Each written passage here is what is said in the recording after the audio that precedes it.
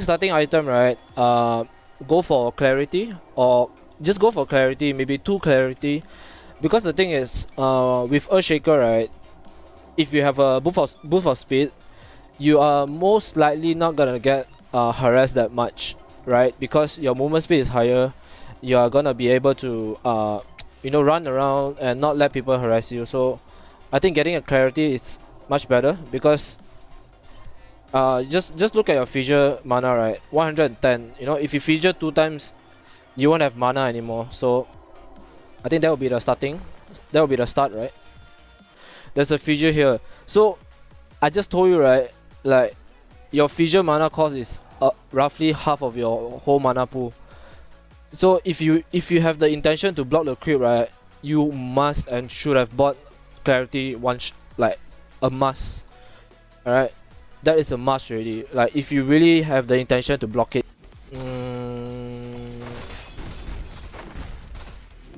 Okay, I mean, okay, the fact that if you bought Tango already, I think it's okay.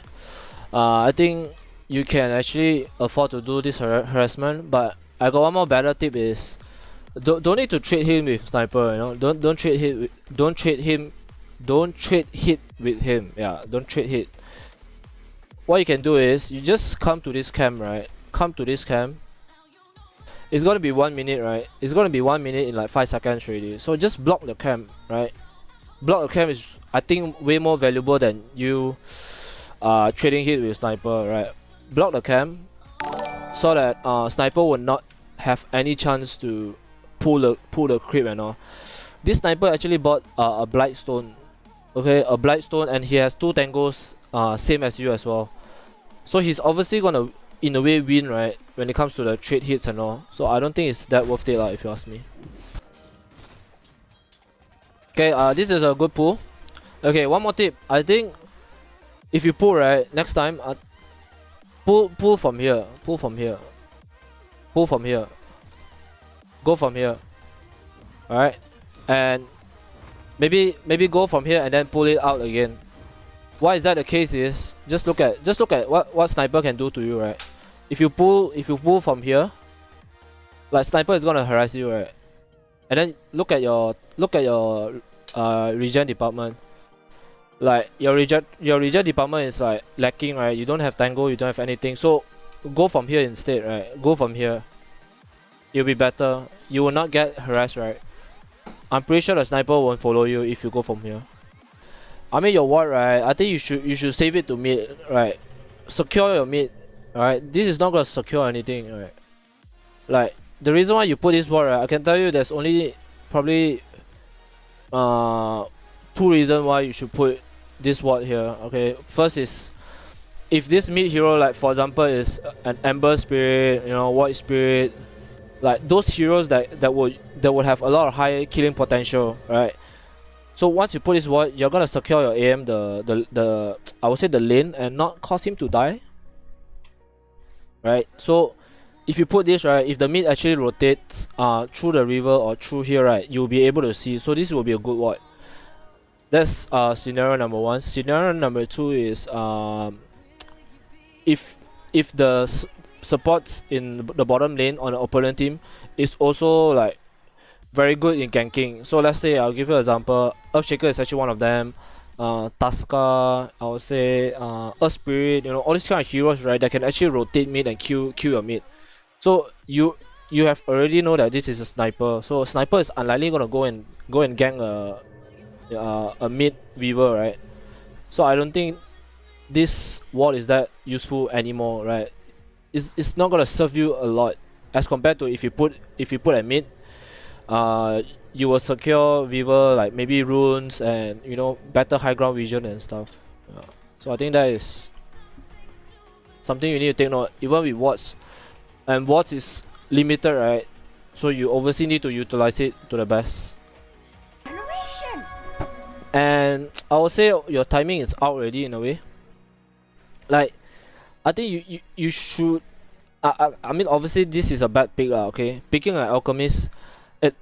Picking an anti-mage off lane, right? It literally means that you need to somehow babysit him. So that actually prevents you from making more rotation. And I feel like ES, as I was saying, is a very good roamer. You can roam, help out mid, kill mid and stuff.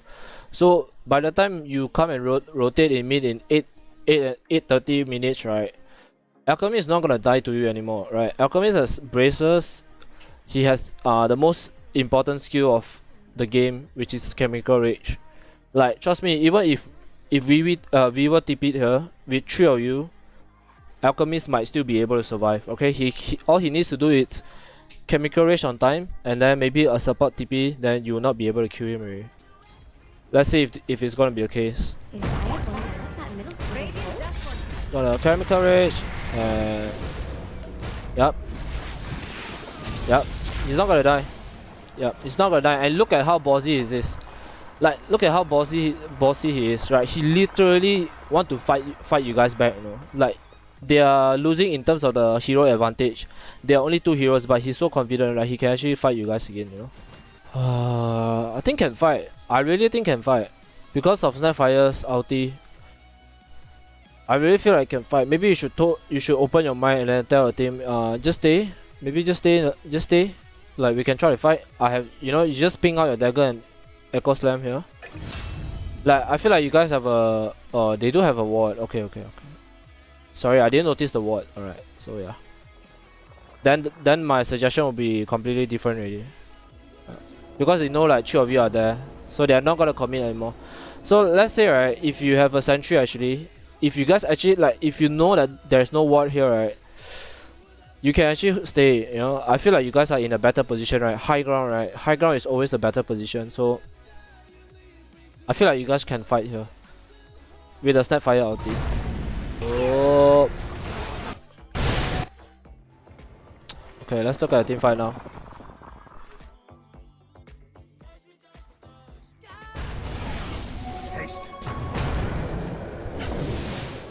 Okay, you don't need to be here, to be honest. Be slightly far away. I think it's a good fight around here. The reason being because you have a ward here. I feel it's okay, but yeah, okay, yeah, you're making a good position now. I think it's okay. Oh no, your Morphling died like that. Not a good idea to walk like this too. Shrapnel is there for quite some time actually. Like, you could actually see the shrapnel. You could actually see the shrapnel already. Yeah. So I don't think you should walk in like this. Maybe you can walk in from here. Walk in from here. I think you can walk in from here easily. Oh my god! Look at this, man. Let's imagine if you don't walk into this shrapnel, right? There are 2 things you can do. Alright, if you are here, okay, instead of being here, right, there are 2 things you can do, which I think the better thing is obviously to save your AM, which means you can actually dagger in, echo both of them, and AM will be able to blink out. I'm pretty sure he will be able to blink out with the Manta and the blink. By then he will be able to blink out. And let's say if by the time you walk until here already he's dead, right, you can secure 2 support kills also. Like, you can actually dagger in and echo. This is a bad movement really. Like, you did well by like resetting your position, but after that you walk back in. Then this is a weird play already. Like, I'm not gonna blame you if as you are walking in the shrapnel came, right. I think that one is okay, but the fact that you actually saw the shrapnel and you walk in, then that is a bit questionable. Yeah, so you see, right, you put yourself in such a vulnerable position already. Let's just say if you are here, right, just now, if you are here, you have done your echo in either 2 of this position, right, this junk would definitely not be able to chase you. Yeah, and as I was saying, the value item, right, imagine if you didn't go for a Lincoln, you would definitely have the Ghost Scepter already. So junk, right, if I'm playing a junk, right, I would not want to touch a support with Ghost Scepter.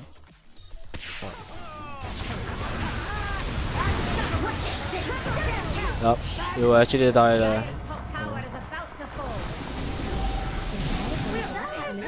Like, it's I think when I was speaking about your itemization, right, on the Gold Scepter, right, it's like after 5 minutes, right, you can see after 5 minutes you still don't have the Lincoln Sphere yet. You know, you still don't have the item yet, you know. So you're not actually making value out of something, you know. You're not. And I think that is the that is the itemization. And you're getting fucked by the Shrapnel.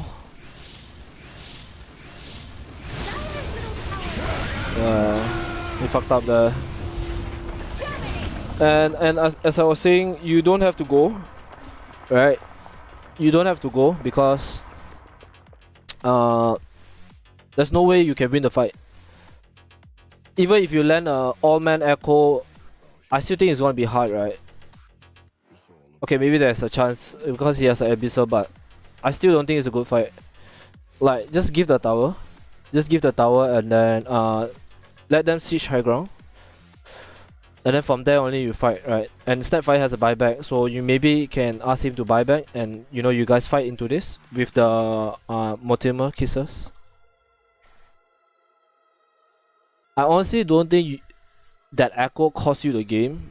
I honestly don't think that's the case. I feel like you still did well in general. It's just that I would say at the early stage you could have done better. That's one. Okay, I think that's about it, right?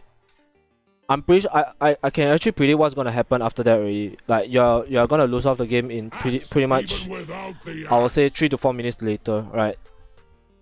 They're probably gonna get a Rex and stuff like that. But I mean the conclusion here is laning phase I felt like you could have done better. I think you have obviously listened and understood, right?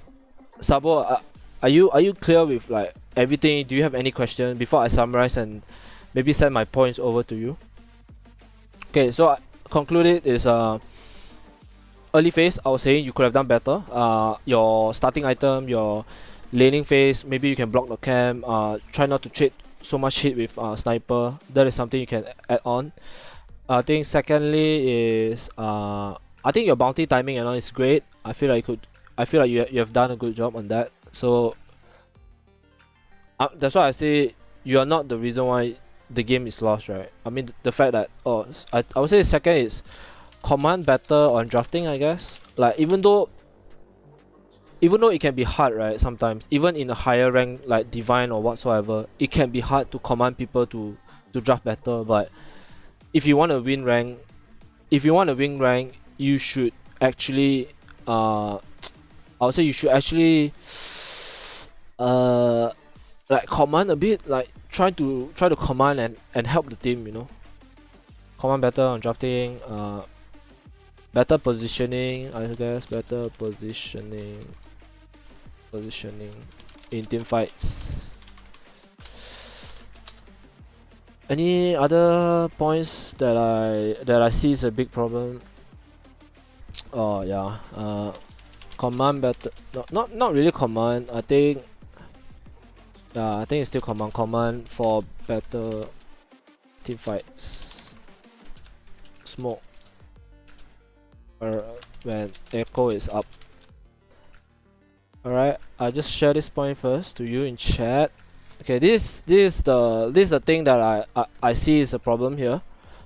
I've listed out I would say four crucial ones. When should I rotate? Okay, when should you rotate is when I feel probably when you are level 2.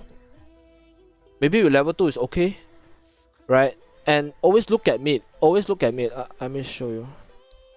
One last time, alright? One last tip here before I close it off. I can show you.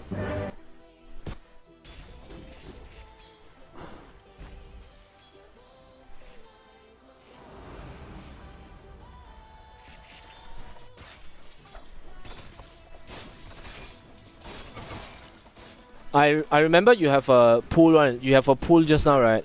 I feel like you can do it after the pool. Let me see if the timing is okay or not. Okay, you are gonna do the pooling now.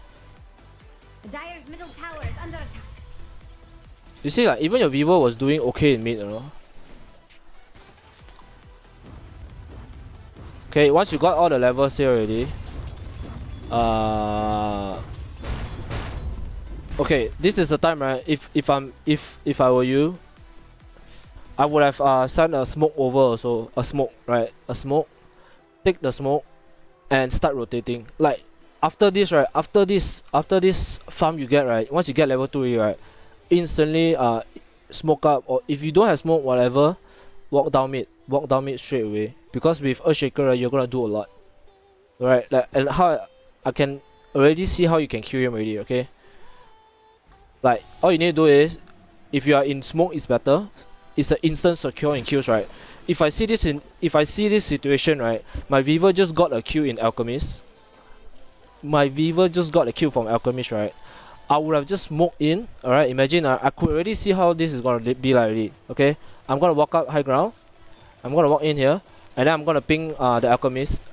With Weaver, this amount of health and mana, right, we are gonna be able to kill him easily because he has the Swarm, right? The Swarm is gonna reduce his armor, so he's just gonna throw the Swarm. He's gonna start hitting Alchemist, and when he starts walking back here, right, you are here already. You are here, right? You're gonna just fissure here. Fissure here. And I think he's dead. Like if he goes here, you just follow, you know, you just follow his movement. Right? And then you have a totem, right? So you just maybe totem here and see how he plays. So if you get a pick off from here, right? If you get a kill from Alchemist, right?